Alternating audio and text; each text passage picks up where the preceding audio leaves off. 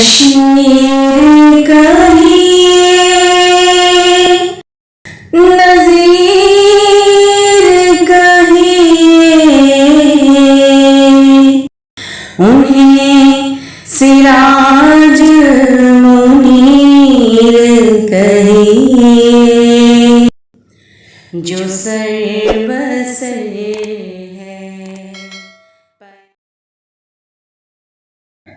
अस्सलामुअलैकुम स्टूडेंट्स, जैसा कि पिछले सबक में हमने ग़ज़वा बदर के पस मंज़र के बारे में पढ़ा था, आज हम सूरह अनफाल की पहली 4 आयत पढ़ेंगे। सूरह अनफाल का आज हमारा 5वां लेक्चर है। एक ख़ास असलूब है इस सूरत मुबारका का, अगरचा ये एक खुतबा है जिसमें मुसलमानों को अल्लाह ताला ने बहुत सारे अहकामात बताए हैं। इसमें एक ख़ास मसले को दरमियान से निकालकर शुरू में लाया गया है, लेकिन इसकी पहली आयत की जो बहस है वो इस पूरे वाक़े के तकरीबन वस्त में जाकर आएगी। यहाँ मैं आपको सूरह अनफाल की पहली आयत का तर्जुमा सुना देती हूँ। आऊज़ बिल्लाहि मिनश शैतानिर रजीम, बिस्मिल्लाहिर्रहमानिर्रहीम।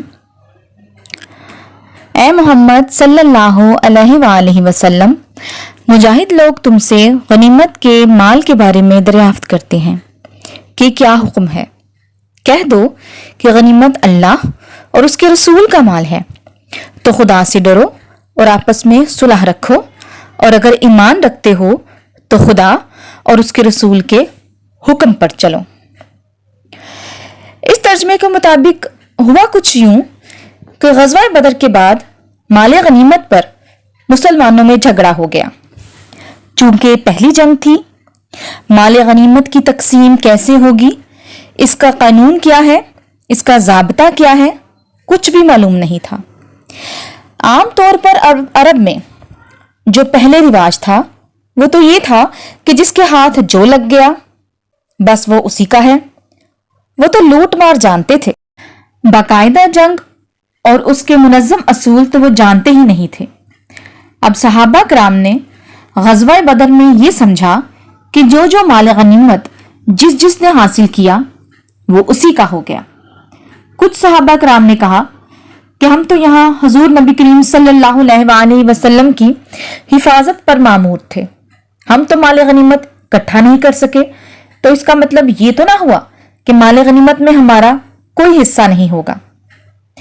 तो इस पर माल गनीमत को लेकर एक झगड़ा पैदा हो गया कि ये किस तरीके से तकसीम हो, किसका कितना हक है। अब इस झगड़े का जिक्र करके अल्लाह ताला ने सूरह अनफाल शुरू की, लेकिन इस झगड़े पर यहां कोई बात नहीं की गई, बल्कि 2 टोक बात करके इस झगड़े की जड़ ही काट दी गई। लेकिन इस पर जो असल हुक्म है वो बाद में आएगा, सूरह के वस्त में।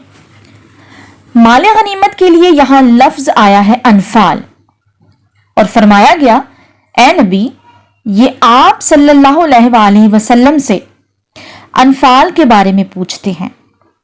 अनफाल जमा है नफल की। नफल कहते हैं किसी इजाफी शय को, जिस तरह नफली इबादत होती है, नफली नमाजी होती हैं, पढ़े या ना पढ़े आपकी अपनी मर्जी है। इसी तरह माल गनीमत भी एक इजाफी शय है, जैसे बोनस मिल जाता है किसी को, वरना असल शय तो जंग में फतह हासिल करना होता है। इसी हवाले से माल गनीमत को अनफाल से ताबीर किया गया है। पहले तो जड़ ही काट दी इस झगड़े की ये फरमाकर कि माल गनीमत अल्लाह और उसके रसूल का माल है, तुम में से किसी का कोई हक नहीं, लाओ सब जमा कर दो।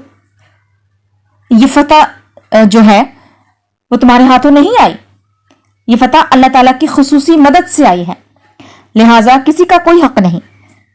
लेकिन ये हिकमत अमली थी अल्लाह ताला की, जिसके तहत वो सहाबा कराम को सिफर पर ले आए, ये फरमाकर कि उनका कोई हक नहीं, ये तो अल्लाह और उसके रसूल का माल है। और जब किसी को सिफर पर लाया जाता है तो फिर वो कम पर भी राजी हो जाता है, ऐसा ही होता है ना। और इसी तरह अल्लाह ताला ने हुक्म फरमा दिया और ये भी फरमा दिया कि अपने आपस के ताल्लुकात दुरुस्त रखो, अल्लाह ताला पर भरोसा रखो अगर तुम सच्चे मोमिन हो तो।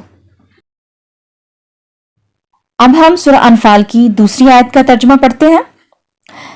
مومن تو وہ ہیں کہ جب خدا کا ذکر کیا جاتا ہے تو ان کے دل ڈر جاتے ہیں، اور جب انہیں اس کی آیتیں پڑھ کر سنائی جاتی ہیں تو ان کا ایمان اور بڑھ جاتا ہے اور وہ اپنے پروردگار پر بھروسہ رکھتے ہیں. اب اس آیت میں مومنین کی صفات بیان کی گئی ہیں.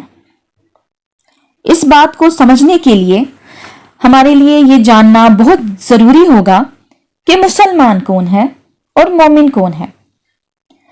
مسلمان کے لیے تو 5 چیزیں ہیں: کلمہ شہادت، نماز، روزہ، حج، زکوٰۃ.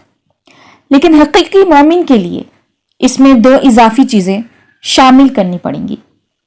وہ ہیں دلی یقین اور عملی جہاد.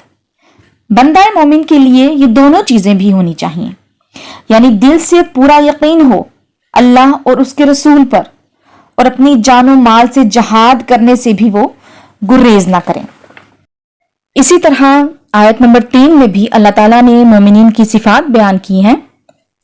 آیت نمبر 3 کا ترجمہ ہے: اور وہ جو نماز پڑھتے ہیں اور جو ہم نے ان کو دیا ہے اس میں سے نیک کاموں میں خرچ کرتے ہیں.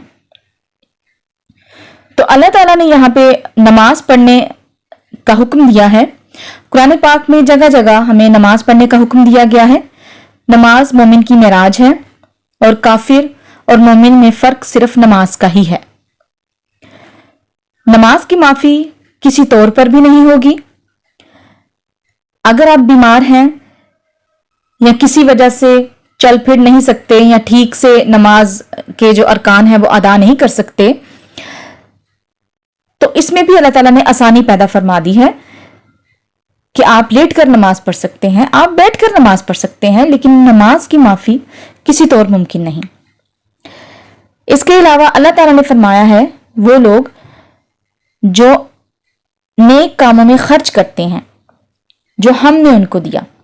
جو اللہ تعالیٰ نے ہمیں عطا کیا ہے وہ رزق ہمیں نیک کاموں میں خرچ کرنا چاہیے. اب نیک کام کون سے ہیں؟ غریب اور مستحق لوگوں کی مدد کرنا، کسی بھوکے کو کھانا کھلانا، ہمسایوں کا خیال رکھنا، اور بھی بہت سارے ایسے نیک کام ہیں. بہت ساری ایسی ضرورت مند ہیں جن پر ہم خرچ کر سکتے ہیں. تو اللہ تعالیٰ نے فرمایا کہ وہی سچے مومن ہیں. سورہ انفال کی آیت نمبر 4 میں اللہ تعالیٰ فرماتے ہیں ان کے لیے پروردگار کے ہاں بڑے بڑے درجے اور بخشش اور عزت کی روزی ہے. اب یہاں پہ اللہ تعالیٰ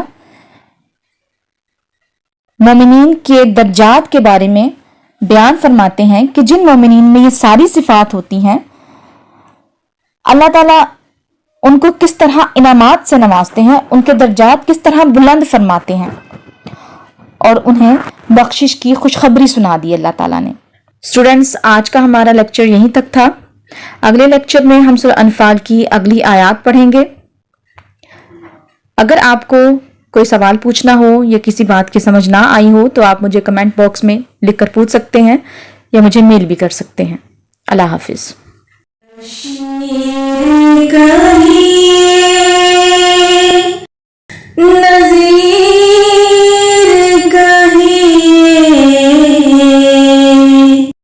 انہیں سراج منیر کہیے جو سر بسر